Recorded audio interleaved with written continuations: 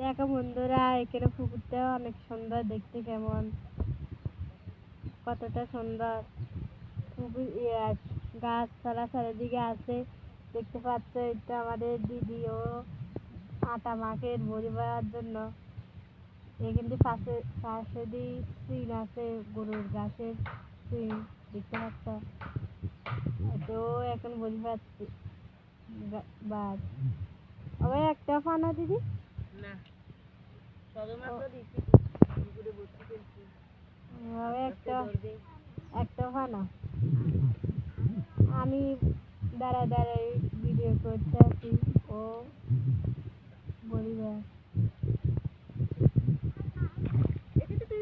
একটা উড়ে গেছে। তাহলে দেখো হবে মাত্র একটা উড়ে গেছে, দেখতে পাচ্ছ কত বড় একটা কালবেশ দেখতে পাচ্ছ, কি সুন্দর। ও মাই গড, এত বড় মাছ হলে কেমনে হবে? এটা কার জন্য? এটা কার জন্য তুলছ? এটা না, শুধু আরো ধর্ম। মানে তুমি একা খাইতে সবাই খাবে একসাথে? সবাই মিলে খাবে, একটা হবে না। মেহমান আছে তো। মানতে রাখিয়েছো? বলো বলো। ওকে ফালাই দিয়েছি। দেখছো অনেকগুলা মাছ আছে পুকুরে। বড়ি ফালার সাথে সাথে উঠিছে। ওইটা আর একটা ফাটাইছি ফালাইছি।